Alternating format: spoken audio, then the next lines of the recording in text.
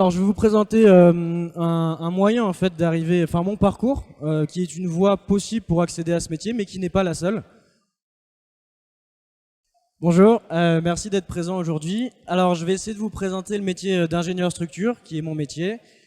Donc, Marouane Nicolas, je travaille à la direction technique de Freyssinet International, qui est une filiale de Vinci spécialisée dans les ouvrages d'art et les projets en béton précontraint.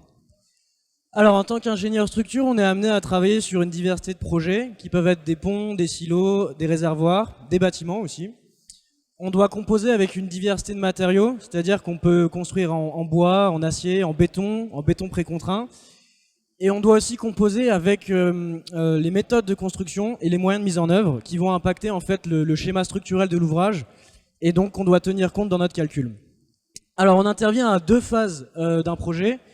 La phase avant-projet, donc là c'est la phase d'appel d'offres en fait, où l'objectif ça va être de présenter un concept de structure qui répond au cahier des charges du client.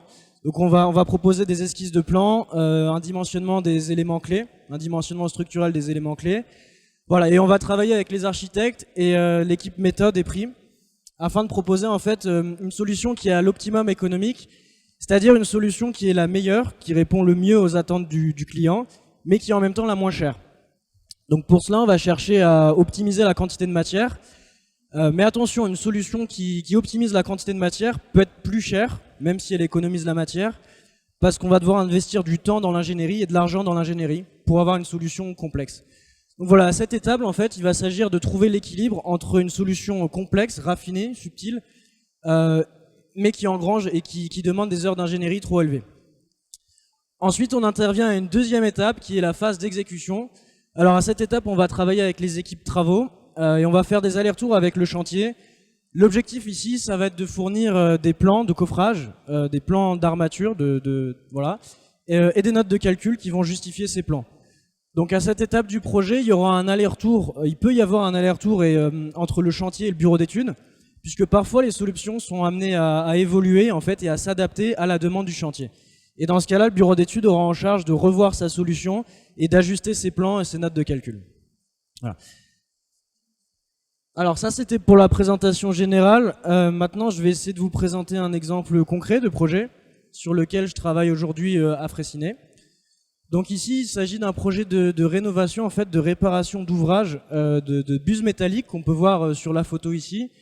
En fait, il s'agit de tunnels, d'ouvrages semi-enterrés qui permettent de franchir les autoroutes. Donc, qui ont été construits dans les années 70.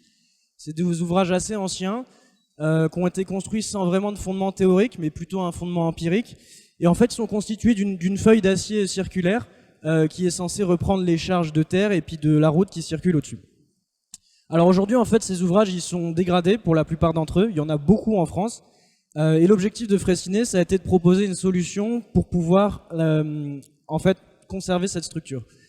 Donc la solution qui a été retenue, ça a été de proposer une nouvelle coque en béton fibré ultra haute performance, donc le BFUP, qui est un matériau innovant. Et l'objectif, en fait, mon objectif dans ce projet, ça va être de déterminer la section à mettre en place pour pouvoir reprendre les charges et assurer l'intégrité structurelle de la nouvelle structure. Mais alors en fait, l'enjeu, ça va être que le BFUP, donc, est un matériau extrêmement cher, et on va chercher en fait à optimiser, à trouver la section minimale à mettre en place pour économiser la matière, pour que la nouvelle coque en béton puisse reprendre les charges de l'ancienne structure.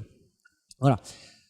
Alors pour atteindre cet objectif, on va passer par plusieurs étapes. La première étape va être celle de modélisation. Donc on va chercher à choisir les bonnes hypothèses. Comment on va modéliser les charges de la route qui passe au-dessus, comment on va modéliser l'interaction entre le sol et la structure, etc. Ensuite, une fois qu'on aura fait le choix de ces hypothèses, on va construire notre modèle et l'objectif va être ici de faire des calculs pour obtenir la distribution des charges sur l'ouvrage. Et ensuite, en deuxième étape, on va exploiter ces résultats. Donc avec la distribution des charges, on va chercher à vérifier l'intégrité de la section, que celle-ci en fait résiste à la déformation imposée en fait par ces charges, et on va chercher à vérifier l'état de contrainte, voilà, de la section pour s'assurer qu'elle supporte les charges. Voilà, donc ici en fait sur la photo on voit, j'ai mis une image de la section qui est qui est une section ondulée un peu complexe, et donc chez Freyssinet il n'a pas été possible de modéliser cette section sur un logiciel, et donc j'ai été amené puisqu'elle est un peu complexe et elle suit une loi de comportement, celle du BFUP qui est un nouveau matériau, qui n'est pas disponible dans les logiciels commerciaux. Donc j'ai été amené à écrire un programme en fait, ce qui est très courant en ingénierie dans le domaine des bureaux d'études de la structure. Un programme en fait pour résoudre donc ce système d'équations non linéaires en fait qui traduit simplement l'équilibre de la section. Donc l'effort normal intérieur égale à l'effort normal extérieur et le moment extérieur égale au moment intérieur. Et voilà. Et donc en fait ce programme va permettre nous a permis en fait de vérifier l'état de contrainte et voir que la section est soumise à des contraintes qui restent admissibles et donc qu'elle tient et qu'elle va supporter les charges. Voilà. Alors je vais vous présenter un moyen en fait d'arriver, mon parcours qui est une voie possible pour accéder à ce métier, mais qui n'est pas la seule. Voilà, donc pour ma part, j'ai fait les mines douées, donc une école d'ingénieur généraliste, où j'ai choisi l'option génie civil. Voilà, parce que j'étais attiré par la mécanique des structures, notamment la résistance des matériaux. Et donc par la suite, j'ai eu la chance de pouvoir faire une spécialisation à l'Imperial College. Voilà, donc là c'était un master en calcul de structure avancée, donc assez détaillé en fait sur le calcul de structure.